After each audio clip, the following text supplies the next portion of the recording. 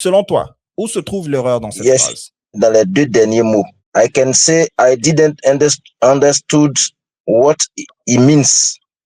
Not exactly. C'est pas ça le souci. Ok. Meant, c'est bon. OK? Meant, c'est bon. Il n'y a pas de souci au niveau de meant. Mais le souci, c'est surtout au niveau du verbe. Le verbe understand. Alors, voici quelques commentaires qu'on a en ligne. OK? Voici ce qui revient à chaque fois. Donc, I didn't understand what he meant. I didn't understand what he meant. Understand, and so on and so forth. Understand. OK. Alors, donc, understand wins here. Understand is the base form. C'est la forme infinitive, n'est-ce pas? Et c'est ça, au fait. Parce que le didn't, il est déjà au simple past. Donc, dans cette structure de phrase-là, lorsqu'on a didn't, le verbe sera à la forme infinitive. Enfin, c'est pas un full infinitive, c'est ce qu'on appelle un bare infinitive. Infinitive sans le tout. Exactly. Très bien. Très bien. So, infinitive without to here. On dira, I didn't understand what he means. Et donc, qu'est-ce qu'on veut dire en français ici? Oui, la traduction, je n'ai pas compris ce qu'il voulait dire. OK, donc la prononciation, c'est meant. I didn't understand what he meant. La prononciation ici est très importante. Lorsqu'on dit what he means, on est au present simple. Donc, he means, this is what he means, or this is what it means. Mais lorsque vous ajoutez T, le EA va changer de prononciation. On ne dira plus I, ça sera maintenant E. Et donc, ça sera meant. OK, donc ça, c'est un point très important aussi dans cette phrase. OK, donc c'est ça. Alors, voyons voir. Là, maintenant qu'on a corrigé la phrase et on a dit I didn't understand what he meant. OK, c'est ça la structure de phrase ici. I didn't understand what he meant. Donc, c'est ça le point. Alors, on va essayer de faire ressortir quelques expressions clés ici.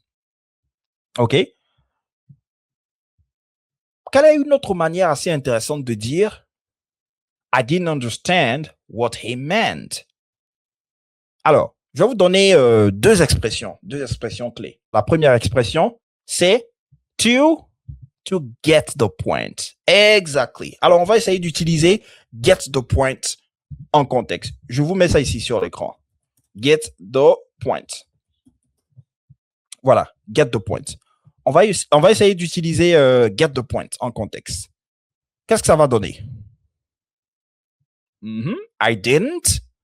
Voyons voir en ligne. I didn't. L'expression get the point. Voyons voir. Alors, je vous mets ça sur l'écran.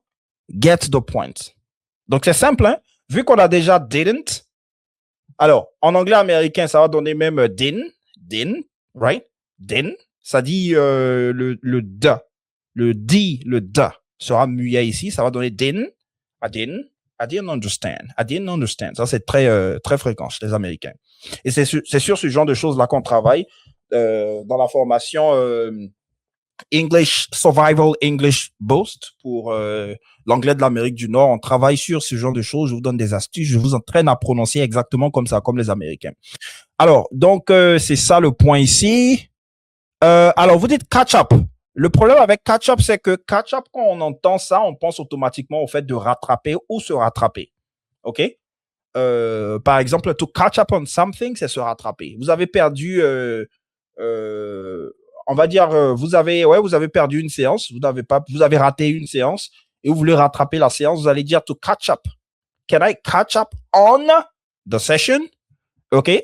Sur les bancs, lorsqu'on avait encore nos cahiers de notes, on copiait les cours et tout, se mettre à jour, to update your lesson. Right? Donc, on va utiliser ces deux expressions en contexte. On va dire, sorry, sir, or sorry, teacher, but I couldn't make it last Monday. Is there a way for me to catch up on the lesson? Et puis, le teacher va dire, unfortunately, it won't be possible. Or, le teacher pourrait dire, par exemple, I'm afraid you can't. However, try to get in touch with your classmates to update your lessons, right? Or on peut dire aussi to update yourself, se mettre à jour, hein, comme on parle de mise à jour de système, etc. en informatique. Donc ça, c'est un terme ici. I didn't catch up what he meant. Voilà, donc c'est le commentaire que j'ai à faire sur I didn't catch up what he meant. It doesn't sound natural to me. Okay? I didn't catch what he meant. On retire la préposition up et c'est bon, c'est nettement mieux. I didn't get his point exactement. C'est ça la phrase. I didn't get his point. I didn't get the point. Yes. Non. Alors, on va retirer what he meant. Quand vous dites to get the point, vous n'avez plus besoin d'ajouter what he meant. All right? So that's the thing. That's how you do it. OK. Très bien. Donc, qu'est-ce qu'on va dire ici? On revient à notre phrase. La deuxième option, ça sera I didn't get what he meant. Exactly. That's it. I didn't get what he meant. I didn't get what he meant. That's how you can say it naturally. OK. Très bien. Donc, on a... Yeah, I didn't get the point. OK. Voilà. L'expression que je vous avais donnée, je pense, c'était plutôt ça. Hein? To get something, c'est bien. I didn't get the point. C'est ça. Alors, quand vous dites I didn't get the point, comme ça. Quand vous dites I didn't get the point, on ne va plus ajouter j'ai retiré le D comme la prononciation. Voilà. Donc, I didn't get the point. On ne va plus ajouter what he meant. Non. On va juste garder ça comme ça. I didn't get the point. OK? Donc, toutes les phrases que je vois ici en ligne, I didn't get the point, what he meant. Non. Quand vous dites I didn't get the point, that's it. That's where it stops. All right? You don't add anything. Alors, Simon, je n'arrive plus à vous ajouter. Hein. Je vous vois ici, mais votre micro n'est pas réglé. Your mic is not properly set up. So try to fix it. Right? Yeah, I think now it's okay. OK, très bien. Alors, Simon, faites une phrase. Make a sentence with to get the point. I can say I didn't get. I didn't get your points. Exactly, that's it. Or I didn't get the point you were making yesterday. Can you clarify that? Right? OK, je voulais vous donner deux expressions, mais je pense que déjà en ligne, on a eu quelques expressions. On a eu to catch, par exemple. I didn't catch it. That's it. I didn't grab it. I didn't grab, to grab. All right, je vais vous mettre grab ici. Coach, sorry, it's possible to say I didn't know what it means. Non, le problème avec no ici, le problème avec no ici, c'est que ça signifie savoir et vous voulez vous référer au fait de comprendre. Donc, ça ne passe pas ici. OK. Donc, ici, il faut qu'on utilise get. Get qui signifie littéralement obtenir et puis en contexte comprendre. Exactly. OK, donc on va utiliser get, on va utiliser catch, and so on and so forth. So these are the different options. OK, very good. That's it. Alors, donc ça sera ça.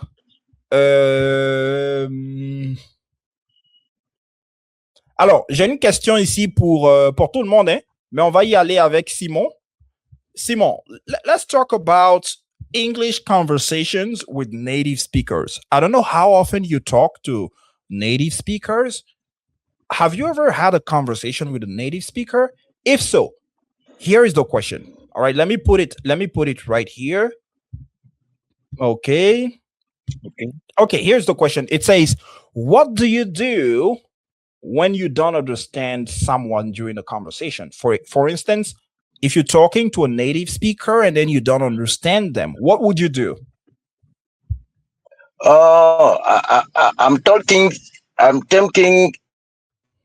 I'm talking him to repeat or to say again what I don't get very well. I don't understand very well. Okay, so all right, so that's what you will first do. And secondly. Yeah, ok, d'accord, c'est le premier point. Avant de poursuivre, bon, ok, vas-y, va jusqu'au bout. On va revenir sur quelques éléments ici. It is my second point. First of all, I make more attention attention to listen what the natives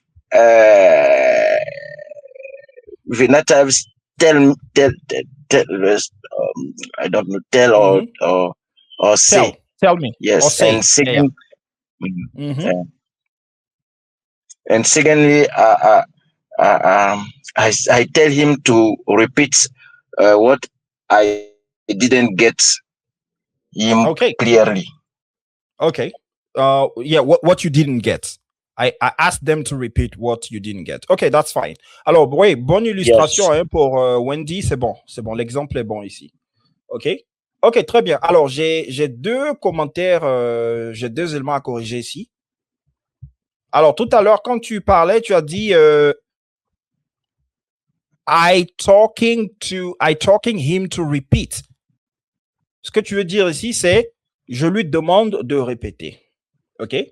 Je lui demande de répéter ce qu'il a dit. Donc, on va dire I ask him. Et puis, j'ai un problème avec le him. Voilà. Parce que pour ne pas sonner sexiste, quand le genre du sujet n'est pas mentionné, on ne sait pas si c'est un homme ou si c'est une femme. Alors, on va mettre le pronom qui vient après le verbe à la troisième personne du pluriel. Donc, plutôt que de dire I ask him, on dira I ask them. All right? Voilà, c'est ça la structure. Hein? C'est ça la structure ici. Donc, ça sera mon point ici. I ask them. Le them, c'est him or her. Parce que si on ne dit pas them, on doit dire him or her. En général. C'est pas comme en français où, même, on le fait à l'époque. Je sais pas si on le fait toujours. En français, généralement, on dit il. Et puis, il au pluriel, ça se réfère à tout le monde. Ou je lui demande. En français, même quand on dit je lui demande, par exemple, je lui demanderai de répéter. Le lui se réfère aux hommes et aux femmes, right? Mais en anglais, comme les pronoms sont spécifiques, même les pronoms objets sont spécifiques. Lorsqu'on dit lui, en anglais, ça sera him ou her.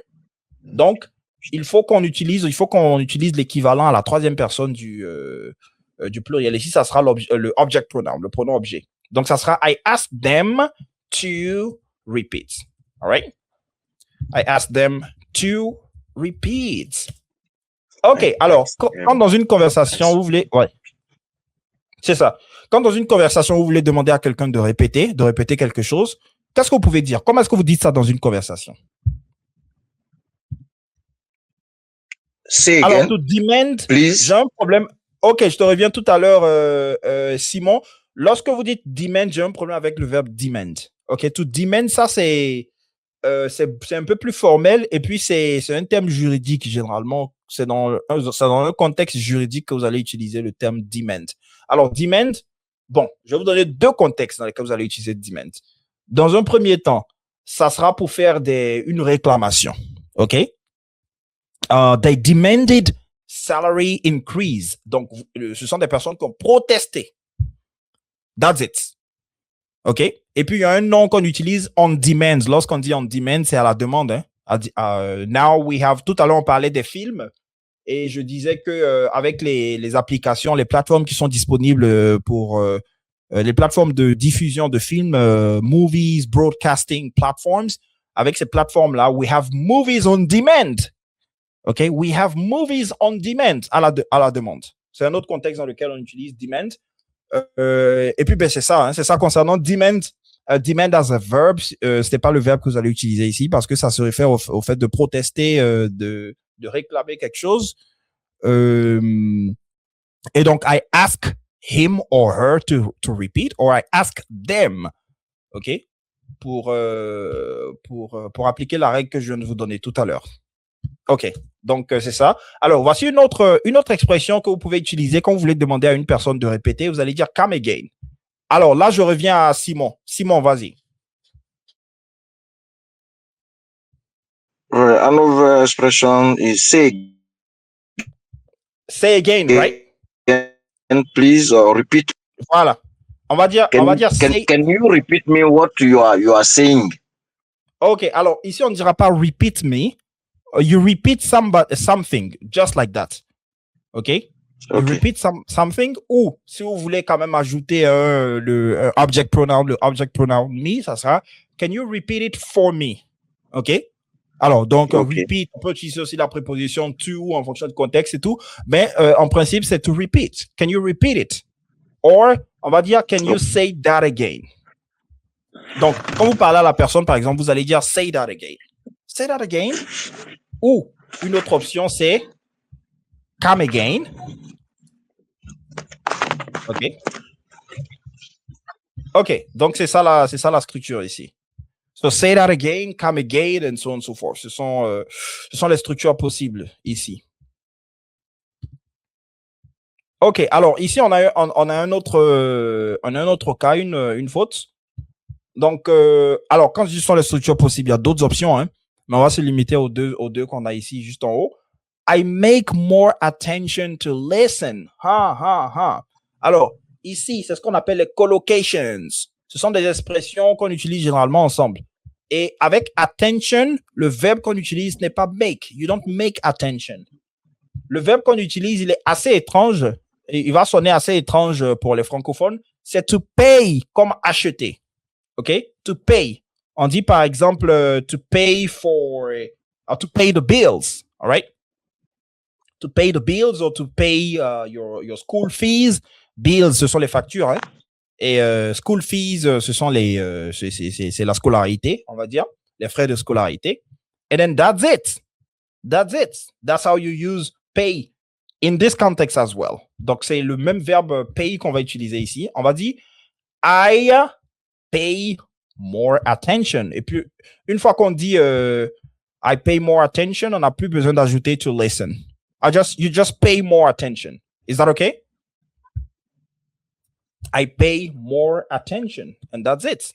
Donc, I pay more attention. OK, très bien.